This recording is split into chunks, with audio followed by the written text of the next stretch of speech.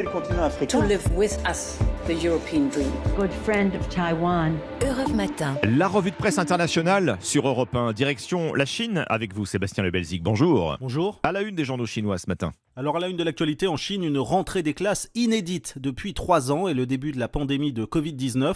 Tous les journaux font leur une avec des photos d'écoliers sans masque. Leur sourire s'affiche en première page du quotidien de la jeunesse. Pour la première fois, les classes se déroulent normalement, pas de masque, pas de gel hydroalcoolique, ni de prise de température à l'entrée. Fin des tests PCR obligatoires. Bref, la page est bien tournée, nous dit le China Daily, pour 300 millions d'écoliers qui ont repris la classe cette semaine. Le quotidien de Pékin assure que le nombre de contamination est en forte baisse depuis le pic de la fin décembre.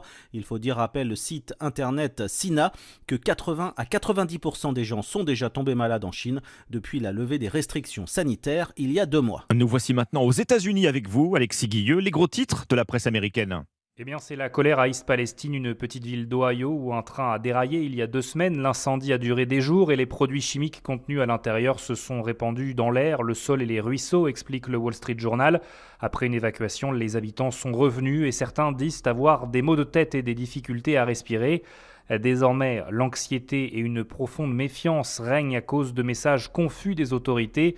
Le New York Times raconte des scènes de personnes qui reniflent l'eau qui coule du robinet, vérifient leur peau alors que l'odeur du brûlé persiste dans l'air. Une frustration d'autant plus visible mercredi soir, souligne CNN, quand la compagnie ferroviaire ne s'est pas présentée à une réunion d'information publique. Alors que les habitants d'East Palestine sont déjà très inquiets pour leur sécurité, la qualité de l'eau et de l'air dans leur communauté. On part enfin pour le Mexique avec vous, Gwendolina Duval. Qu'avez-vous lu dans les journaux mexicains ? Le Mexique peine à éliminer franchement le maïs transgénique sur son territoire. Le gouvernement vient de publier un décret qui l'interdit pour l'alimentation humaine. Mais le média Animal Politico explique qu'il ne concerne que la pâte et la tortilla. Ainsi, le maïs génétiquement modifié pourra toujours être utilisé dans l'élevage et dans l'industrie. Ça fait des années que le Mexique cherche à bannir les maïs OGM, rappelle Prosecco. En 2020, le pays avait déjà essayé de prévoir sa fin pour 2024. Mais sous la pression des États-Unis qui a demandé des preuves scientifiques pour motiver l'interdiction, cette date butoir a disparu du nouveau décret. El País ajoute que l'interdiction du maïs transgénique pourrait avoir des conséquences sur le commerce avec les États-Unis.